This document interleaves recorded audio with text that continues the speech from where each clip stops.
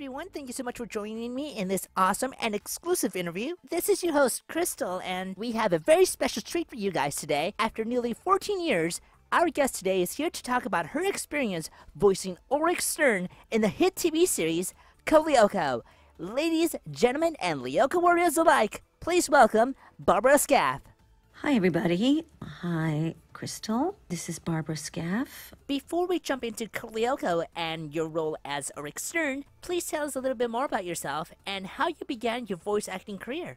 I actually started acting professionally in musicals when I was 14, and I went to Northwestern University to study theater and languages, and I spent a year abroad in Paris, France, in my junior year. And I fell in love with the place. So after graduating and spending some time in Chicago working in the theater there, I decided to move back to France. Long story made short. Why did you move? I loved it here. I felt really strangely at home. It was kind of, well, you know, I'm sure you know what it feels like when you just feel very much at home in a place that you've never been to before. So I started getting a lot of acting and singing work and then just never looked back. And I had no reason to go back.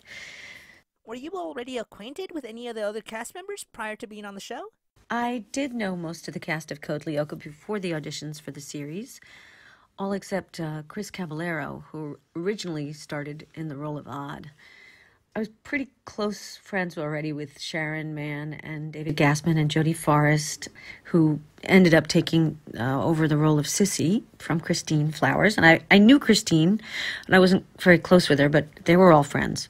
Anyway, I had previously also worked with Alan Wenger, and I didn't know Mirabelle all that well, but we became quite close after that as well. It was a great team. In 2003, Thomas Romaine and Tina Palumbo released a series that would have a profound effect on fans all over the world. Of course, I'm speaking about Codelyoko. Tell us how you got to voice one of the main characters. Well, I auditioned. Alan called us all in for auditions. There were quite a few of us. And I got cast right away in the role of Orrick. We never really met Thomas and Tanya. I think Mirabelle met Thomas and Tanya. She had worked with them on the pilot, but I never met them. I worked with Jerome a bit, but it was mainly Alan Wenger who took over and who was in charge of the English version. So he was the one who was directing us. As a male-type character, how much work went into developing Ulrich's voice?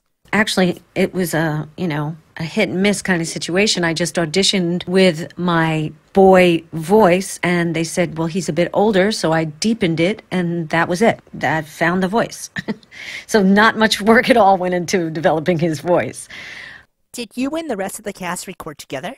Yes. Actually, we spent the whole day recording all together. And when we weren't up at the bar, which is sort of just a piece of wood on like a ballet bar in front of the mic, so you don't get too close to the mic. It keeps you at a regular distance all the time. When we weren't up at the bar recording, we would watch. So we spent the entire days in the studio. We all had lunch together. It was great. It was really fun. I even took up knitting and crocheting because you can't really read because you have to stay focused, but I can't just sit there not doing anything. So I did a lot of crocheting and a lot of knitting during that time.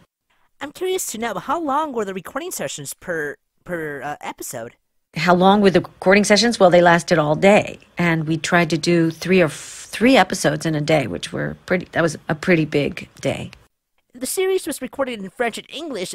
Did you provide the French voice of Orrick for French too? Or if so, were there any differences in vocal direction given by the voice director? I only did the English voice. The French voice was done by a group of Belgian actors, and I believe the person who did Ulrich's voice was a woman named Marianne or something. I'm not exactly sure, but she is Belgian. And the original episodes in French were recorded in Belgium or in French, but by Belgian actors. While the series was still broadcasting, what about voicing Ulrich Stern did you like the most? You know, he's like one of the coolest characters. He's just like the coolest person. And I wish I was like that for real. And I love pretending I am. I love pretending that I'm cool and that I'm, you know, badass with a saber and can practice all sorts of martial arts and stuff like that. But I'm not at all like that. So it's great to pretend that I am for about 6 hours of the day. And I really love that he's so sincere and that he's kind of shy, because I'm actually kind of shy as well. So, I mean, he's just, what's not to like? You worked on this show for nearly 4 years. Now that it's all done and finished, unfortunately, what about working on the show do you miss the most? Yes, we worked on this show for 4 years. It seemed almost like more than that. It seemed almost over a period of 5 years. And now that it's all done, well, what I miss the most, I guess, is the camaraderie of the team, of all being together, because now usually we record separately because, well, one, because of COVID. Each actor comes in separately and they have to disinfect the studio between each actor and all sorts of stuff like that. But we've been doing that for a while, where each actor comes in separately, does only his part. And so I really miss that kind of camaraderie where everybody was on the set all day and we would go up and we would play scenes together. I really miss that. And more than anything, I miss Jodie Forrest, who was a dear friend, unfortunately, who passed away. And she's probably what I miss most about that series. Till this day, fans are still watching the show, talking about the show, doing fan art, spending thousands of dollars on out-of-print Codelyoko merchandise. Did you ever imagine that the series will become a worldwide phenomenal hit? We had no idea. Zero idea when we were doing this series what it would become. You do the series and you move on to the next thing, and then it sort of lives its life. And we had no idea that we'd become like this cult series, and that we'd be shown in so many countries of the world, and that, our work would be seen and appreciated by so many people. We are completely thrilled by that, because usually, not usually, but sometimes, you do a series and you never hear about it again. It just doesn't get picked up or plays for one season and nobody hears about it, and that's it. But this was quite something. And we're very grateful to all the fans for appreciating our work. Were there any rumors of a 5th season? Yeah, there were rumors of a 5th season. They kept going back and forth. The dubbing company had some major financial problems, and I think they went bankrupt. One of the dubbing companies, not obviously the producers, not Moonscoop, but one of the studios. I'm not sure that had anything to do with it, but it did create some problems. And the idea for a 5th season, it just never panned out, And then, of course, they did the Reloaded project, and we were hoping that they would do an English version, or at least let us dub our own characters. But no, they didn't even call us back. I mean, it was kind of like, it really wasn't quite as respectful of the group that had made it well known all over the world. Wasn't very respectful of that particular team, of our team. But those kids who did Reloaded did a great job. They really were. They were quite sincere and adorable, and they did the best job they could. I'm sure under the circumstances, it was kind of a difficult project, I'm sure. Were there any other Codelyoko media that you were a part of that fans such as myself might not know of, or that was never released to the public? Well, I think that fans of Codelyoko would be aware of other media more so than I am, because even though I'm kind of a fan of the series and I still watch it when I can, I wouldn't know of any other media. Certainly not something that you wouldn't know about. You're much more aware of what's going on with Codelyoko than I am. For the video game Quest for Infinity, was the recording process done the same as the show? For the video game, we didn't participate in the voices for the video game. They may have used some of our voices from the cartoon to, use in the video game, and they were, they could do that. I think our contracts allowed them to do that. But we didn't have anything to do specifically with that. I'm probably being a little bit repetitive with this question, but what do you miss about working on the series?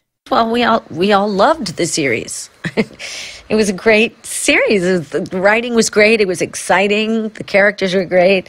The stories, the friendships that we had, the ambiance, it was all great. And we all have really fond memories. And we're really super happy to see the shows again on Netflix.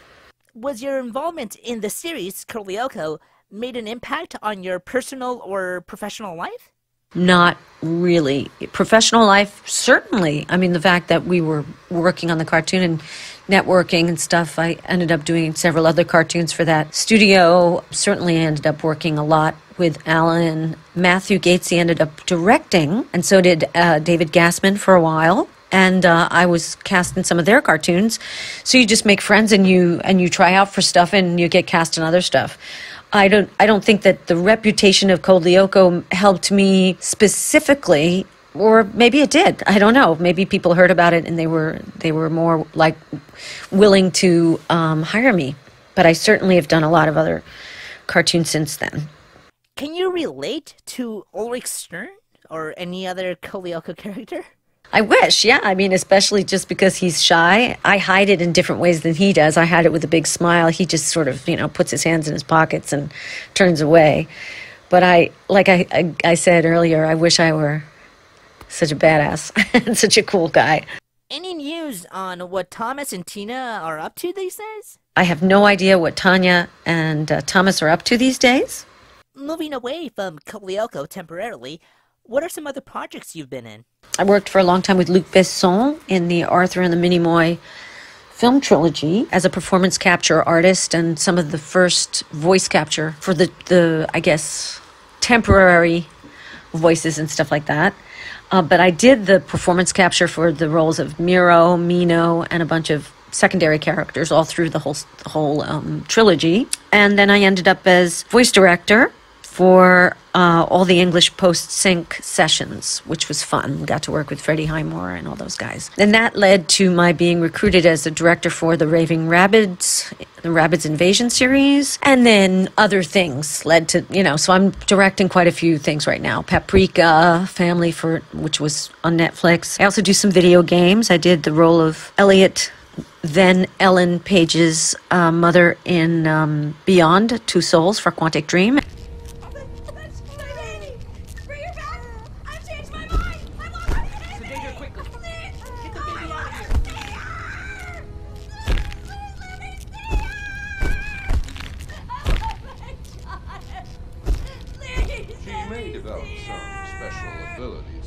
Let us know as soon as anything unusual happens.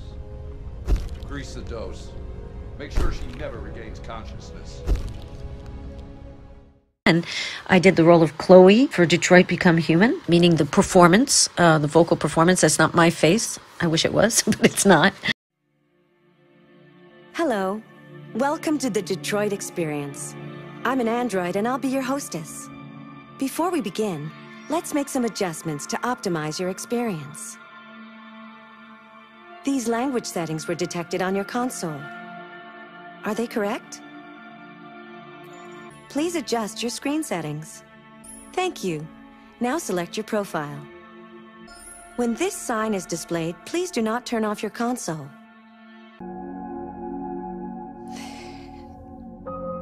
There's something I need to tell you. As I watched you play, something has changed in me. I feel different. I feel I am someone. Still doing cartoons. I am doing the voice of Mocha and Cherry on Mocha's Fabulous Adventures, and directing Chip and Dale for Disney Plus, which is also lots of fun. That's going to be coming out soon. You're going to love it. It's completely crazy. Aside from martial arts, what is one thing you enjoy doing in your spare time? The thing I love doing in my spare time is upcycling, making stuff out of old stuff other people throw away. So I'm like a Pinterest DIY tutorial addict. Love that kind of stuff. This series has inspired so many talent within so many different people, among them new voice actors. What tips and or advice can you give to those upcoming voice actors hearing us right now?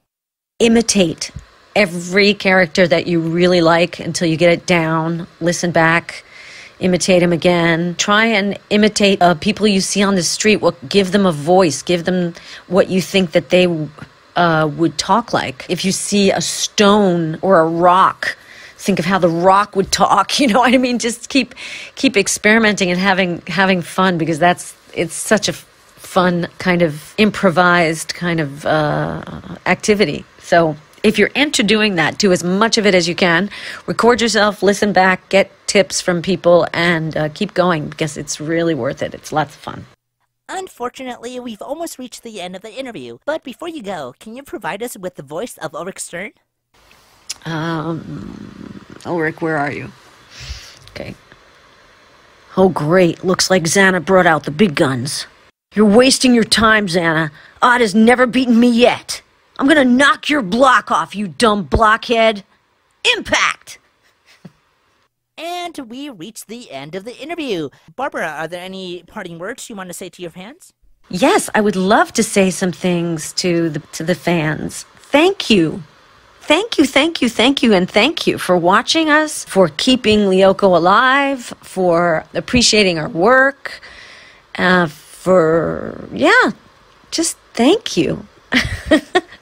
It has been a real privilege. And take care of yourselves. Stay safe. Wear your masks. Bye-bye. Same here, guys. Thank you so much for watching. This has been an exclusive interview with the voice of Ulrich Stern, Barbara Scaff. But don't click away just yet. It's giveaway time. Enter for your chance to win this authentic Codelyoko Ulrich figure. All you have to do is comment below as to who is your favorite Codelyoko character and why. Plus, subscribe to our channel. You'll have until the deadline set below to enter. Remember to read the video description down below for more details. Thank you so much for watching, and I'll leave you guys with these awesome interviews I know you love. This is Crystal signing off. Thank you for watching, and I'll see you guys next time.